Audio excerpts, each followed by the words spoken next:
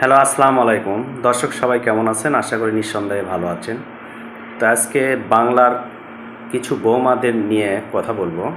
সেটা হচ্ছে যে দেখেন, বাংলাদেশে অনেক বৌমাই মনে করে যে পুরুষরা হয়তো দায়ে পড়ে বিয়ে করেছে, মানে তার প্রয়োজন দেখে সে আমাকে বিয়ে করেছে, তার শারীরিক চাহিদা মেটানোর জন্য সে আমাকে বিয়ে করেছে।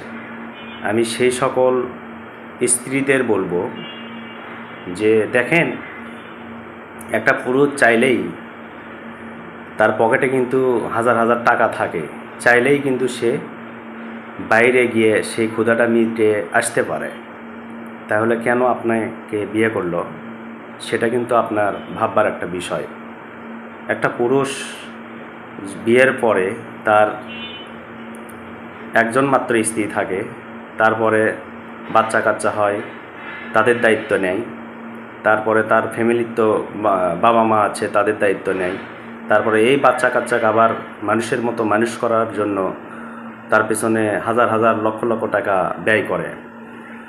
তো আসলেই সে পুরুষ কি তার শারীরিক ক্ষুধা মেটানোর জন্যই বিয়ে করছিল? এটা আপনাদের কাছে আমার প্রশ্ন।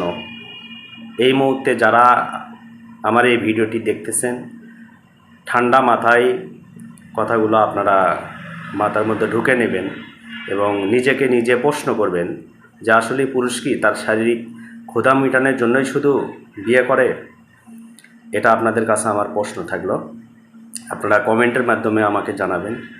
তারপরে দেখেন, এরপর দেখেন ওই পুরুষটা কি করে, যে তার বাচ্চা কাচ্চাকে লেখাপড়া করানোর জন্য লক্ষ লক্ষ টাকা ব্যয় করে এবং চাকরি বাকরির জন্য লক্ষ লক্ষ টাকা ব্যয় করে। তারপরে যে পুরুষটা দেখেন হয়তোবা চাকরি করে, সে একটা নির্দিষ্ট সময় সে তার কর্মস্থলে ব্যয় করে। আর যে বাসায় কাজ করে, সে বাসা তো কাজ করতেইছে আনলিমিটেড। জীবনের মূল্যবান সময় কিন্তু তার স্ত্রী সন্তানের জন্যই কিন্তু পুরুষরা ব্যয় করে। এটা কি শুধু শারীরিক ক্ষুধা মেটানোর জন্যই এই ব্যয়টা করে বা এই উদ্দেশ্যটা তার ছিল? কোনো স্বামীরই এটা কিন্তু উদ্দেশ্য থাকে না। প্রত্যেকটা স্বামী তার স্ত্রী সন্তান বাবা মাকে ভালো রাখার জন্যই কিন্তু তার নিজের সর্বোচ্চ দিয়ে পরিশ্রম দিয়ে কিন্তু তারা ধরে রাখে এবং পরিশ্রম করে যায়। প্রত্যেকটা স্বামী আমার মনে হয় তাদের স্ত্রীর কাছে এই আশায় এই প্রত্যাশাই করে যে তাদের কাছে সম্মান ভালোবাসা, এটাই কিন্তু তাদের কাছে প্রত্যাশা করে। তাদেরকে সম্মান দিয়ে যাতে প্রত্যেকটা স্ত্রী প্রত্যেকটা স্বামীকে সম্মান দিয়ে কথা বলে, সম্মান করে, শ্রদ্ধা করে, ভালোবাসে, এই জিনিসটাই স্বামীরা কিন্তু আশা প্রত্যাশা করে, আর কোনো কিছুই না।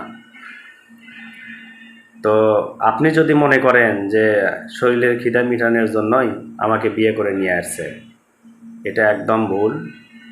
আর আরেকটা বিষয় হচ্ছে যে আল্লাহর প্রতি শুকরিয়া করেন যে আল্লাহ যদি কোরআন হাদিসে এটা বেঁধে না দিত, বিবাহ বন্ধনে আবদ্ধ না হলে তার জীবন পরিপূর্ণ না। আর এটা হালাল না, বিয়েটা হচ্ছে হালাল। আর বাহিরে যেগুলো আপনি ওই যে টাকার বিনিময়ে আপনি শরীরের খিদে মিটাবেন, সেটা হচ্ছে হারাম। এটা যদি না করতো তাহলে কিন্তু এই যে স্ত্রীরা যে স্বামীকে এত নির্যাতন করে, এটা কিন্তু কখনোই সহ্য করতো না। তো এই জন্য আল্লাহর প্রতি আপনারা শুকরিয়া করেন। যে স্ত্রীরাই স্বামীর সাথে এরকম কথা বলেন বা স্বামীর মুখে মুখে তর্ক করেন, আমি তাদের উদ্দেশ্যে এই কথাগুলো বললাম। আপনি একটু ঠান্ডা মাথায় এই কথাগুলো ভেবেন, চিনতে দেখেন যে তাদের সাথে কেমন ব্যবহার করা উচিত।